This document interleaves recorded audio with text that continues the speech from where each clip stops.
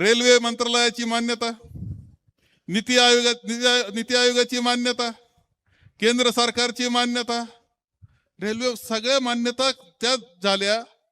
आम्ही सुद्धा सगळ्या मान्यता दिल्या, ठराव केला, 20% रक्कम देण्याचं मान्य केलं, 1000 कोटी देऊन टाकले आम्ही रेल्वेला, महारेलला.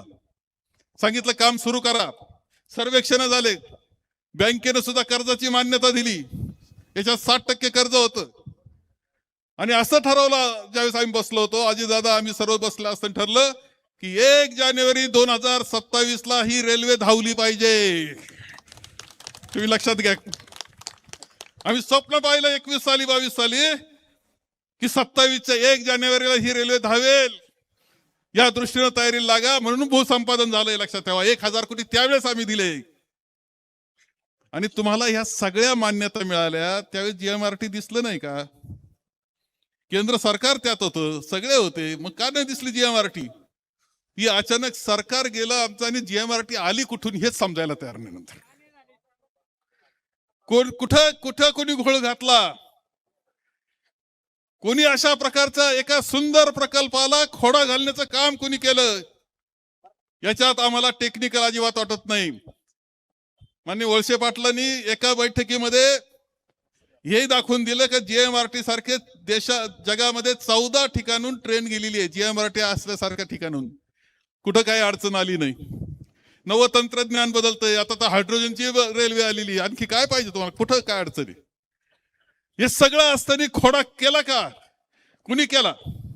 आपल्या समृद्धीमध्ये, आपल्या सुविधेमध्ये, आपल्या कनेक्टिव्हिटीमध्ये जगाशी कोणाला अडचण वाटली मला माहित नाही. मला काय कोणावर राजकीय आरोप करायचा नाही. आम्हाला जिथं रेल्वेचं काम थांबलं तिथून सुरू झालं पाहिजे, एवढंच आमचं म्हणणं आहे.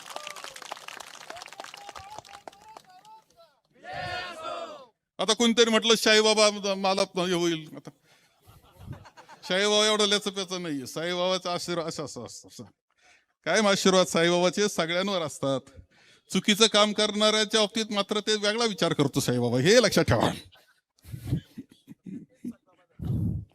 हे हे हे लक्षात घ्या तुम्ही.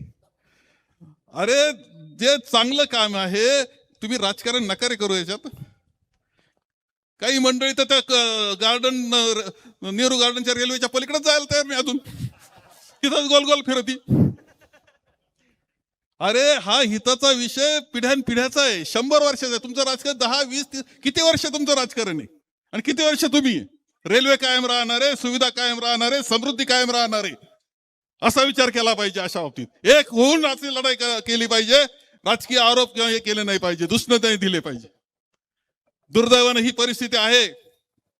काकोडकर समिती नेमली, काकोडकरांच्या बाबतीत आमचं काही म्हणणं नाही, पण शून्यापासून सुरुवात करायला आमचा विरोध आहे.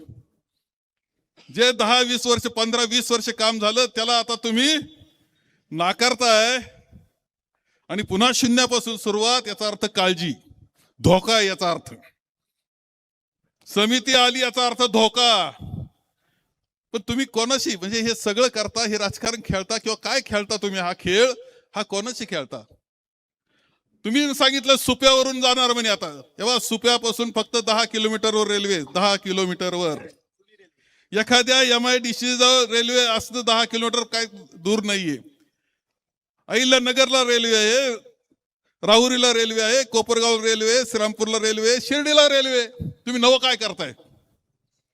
इकडं जे जोडलं जातंय, पुन्हा सिटी जोडली जाते, चिंचवड, पिंपरी, औद्योगिक वसाहत जोडली जाते, चाकणचं MIDC जोडली जाते, चाकण जोडलं जातं, मनसर जोडलं जातं, राजगुरुनगर जोडलं जातं, जुन्नर, सिन्नर, संगमनेर सगळं जोडलं जातं, नाशिक पर्यंत आपण जातोय. केवढं क्षेत्र आहे, किती शेतकरी, किती कामगार, किती औद्योगिक वसाहत, सगळ्यांच्या जीवनामध्ये समृद्धी. आणि वाहतूक अशी होणार आहे की फक्त जो आकडा डॉक्टर कोले यांनी सांगितला तो बरोबर अभ्यासून त्या रिपोर्ट प्रमाणे 80,000ची रोजची ही पुन्हा नाशिकमध्ये होईल. पण काही लाख लोक इथून श्रीनगर पासून तर कन्याकुमारी पर्यंत चालत जातील. एवढा मोठा बदल असताना, इतकी सुंदर प्रकल्प असताना तो थांबतोय, ही अत्यंत दुर्दैवाची गोष्ट आहे.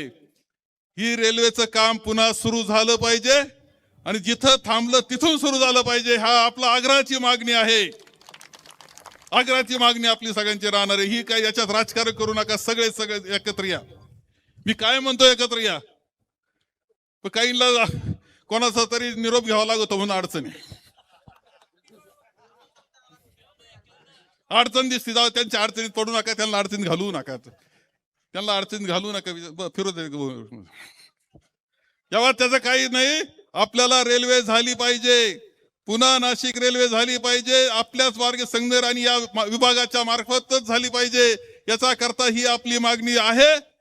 हा आमचा सगळ्यांचा आवाज केंद्र सरकारनं ऐकावा ही अपेक्षा आमची आहे. एवढं या निमित्तानं मी आपल्या सगळ्यांना सांगतोय. आणि आजचं आंदोलन आपण हे इथं संपवतोय.